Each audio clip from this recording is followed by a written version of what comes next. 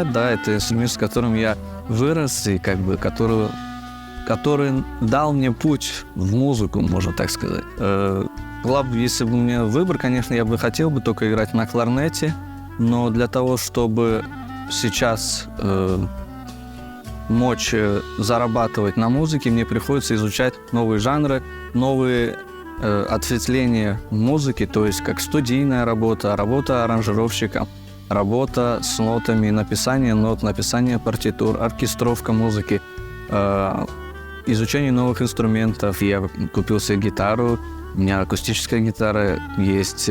Сейчас мне дали электрогитару, классическая гитара. Потом я себе саз приобрел, мне появилась мандолина, потом хавалы различного вида, дудук, зурна. И как бы я понимаю то, что для того, чтобы мне работать в студии, я постоянно нахожусь в поисках новых тембров. И вот эти тембры, каждый тембр на человека по-разному влияет.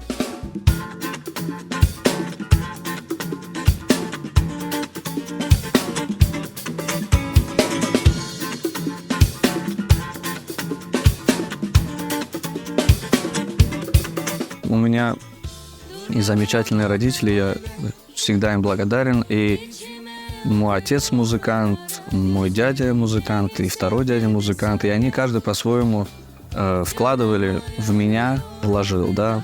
Отец у меня, он играет на аккордеоне. Но вот я всегда вспоминаю то, что он внушал мне любовь к нотам. Дядя Длявер, он у меня барабанщик, он мне постоянно заставлял играть так, как будто я барабанщик на инструменте. То есть он мне постоянно ритм учил, чувство ритма, то есть заставлял вот этот грув найти в музыке. Я очень часто с ним занимался, когда учился в музыкальной школе. А Рустем, он просто мелодист, и вот это то, как вести себя на сцене, как взаимодействовать с зрителем, как красиво подать мелодию человеку. И как бы вот этот тандем, вот эта радуга, она как бы, может быть, так сказать, отразилась во мне изначально.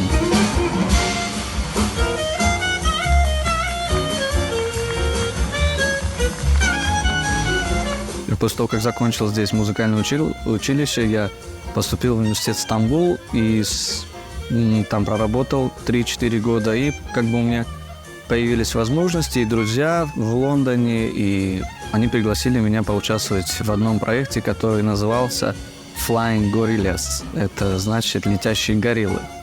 Благодаря тому, что я участвовал в этом проекте, меня пригласили на один конкурс онлайн, где я одержал победу благодаря поддержке моего народа, потому что там было онлайн-голосование, и меня поддержал мой народ, за что я всегда благодарен ему за это. И у меня была возможность поучаствовать в 2018 году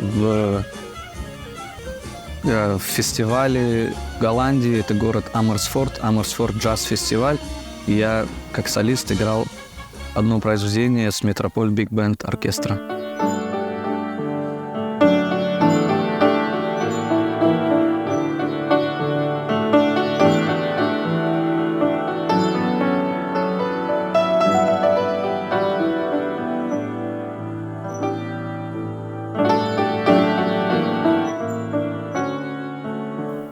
Основная идея альбома зародилась у меня в Турции, когда мой друг Метин Батур, человек, с которым мы сдружились, это переселенец из Крыма. Это, пообщавшись с ним, он меня спросил, почему ты еще не выпустил свой альбом.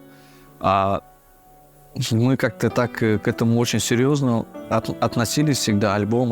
Ну, я думал, почему не попробовать. И я посоветовался со своими родителями, со своей семьей. Они сказали, ну давай попробуем.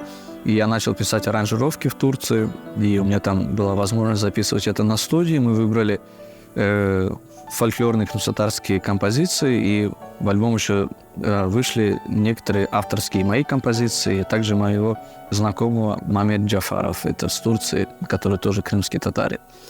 И концепция альбома очень проста. Там синтез крымско-татарской народной музыки с элементами джаза, фьюжн. А название альбома «Хырыма Йолджулуп» — это как бы... Я вот так думал, если человек увидит в магазине этот альбом с названием «Хырыма Йолджулуп», не демек, И он его прослушает и как бы окунется в Бахчисарай, потому что там композиции оттуда, потом южнобережные всякие композиции. Ну и как бы вот такая концепция дороги в Крым. Bir dalda iki kiraz, biri al, biri de yaz. Расстраивает то, что весь шоу-бизнес, к сожалению или к счастью, он крутится только вокруг свадьбы. Потому что на сегодняшний день свадьба – это та ниша, которая приносит доход. К сожалению, состоявшийся артист вынужден выступать на свадьбах, потому что так как свадьбы принесут ему деньги, никакой концерт, например, даже в таком замечательном месте, как здесь, джаз-клуб «Ирей», не принесет. И мне единственное жалко то, что все музыканты в основном свой талант и свой ресурс музыкальный тратят на то, чтобы больше отыграть свадеб, а свадьбы — это приходящее, уходящее, а важно то, что мы оставим после себя. Именно концерты и различные проекты — это то, что остается навсегда в памяти у людей. В отношении свадьбы, то, что все требуют, все хотят из свадьбы сделать какое-то фольклорное мероприятие, где должны сохраняться традиции. Безусловно, это есть, но мы видим, как мир наш движется дальше. Я в период того, когда учился в Турции, отыграл большое количество свадеб с турецкими коллективами, и я вам хочу сказать, мы там не играли фольклорную музыку, мы играли современную музыку, которую требовал заказчик, и у них там был диджей, то есть там вопрос свадьбы как сохранение традиций давно уже иссяк этот вопрос. А мы здесь как бы хотим на свадьбах приучить людей слушать, любить татарскую музыку. Для этого надо находить другие площадки, концерты, мероприятия, организовывать всякие фестивали. Но свадьба, когда идет свадьба, торжество, и там поется какая-то старинка, например, да, которая, возможно, если в концепции свадьбы взять, она, возможно, вообще неуместна, потому что идет торжество, да, а тут идет какая-то старинка, например, там, да, он Беринджайляр, которая про грусть, и, по сути, к этому торжеству никакого отношения не имеет, но мы должны это играть, потому что вот люди должны это не забывать.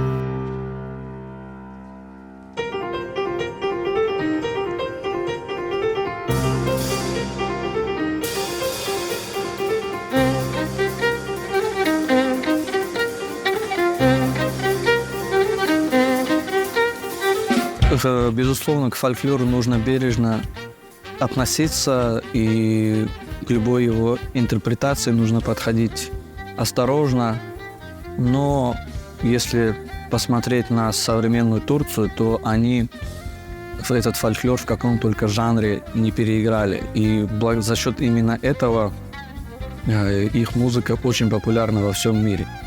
Была такая замечательная группа 15 лет назад, Лачо Тайфа. Это одни были из первых представителей современного турецкого джаза с элементами этники. И благодаря этой группе о таком направлении, как синтез Турции и джаза, узнал весь мир, понимаете? И они как раз-таки экспериментировали с фольклором.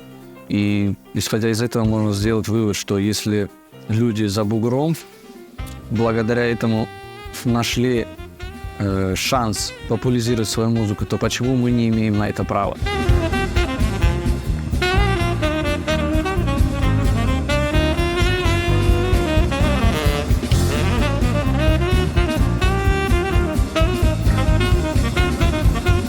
Но у нас как бы ментальное понимание шоу и бизнеса, оно настолько далекое от мировых стандартов, поэтому на то, чтобы что-то претендовать и о чем-то говорить, должно произойти ментальное как бы изменение народа, чтобы об этом, я имею в виду, чтобы можно было о чем-то серьезном говорить, потому что мы в своем кругу как бы топчемся, обсуждаем, как-то осуждаем, больше осуждаем, чем помогаем.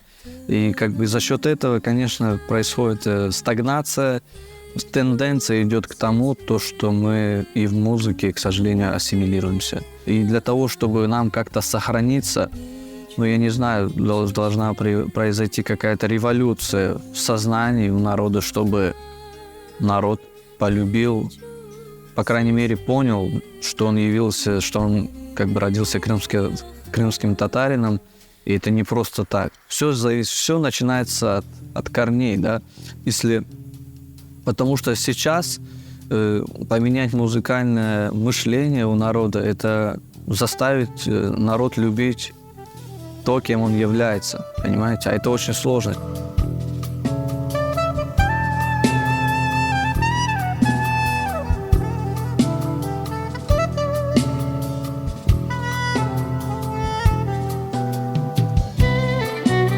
Популяризировать нашу музыку, конечно, я всегда задаюсь этой целью и мечтаю, чтобы нашу музыку играли представители разных народов и всегда с интересом на нее смотрели. Музыка наша очень конкурентоспособная, потому что она настолько уникальная, настолько есть разножанровость, есть уникальный мелодизм, ритмы уникальные, что просто у нас не получилось это в свое время продать всему миру, поэтому нам приходится это сейчас популяризировать.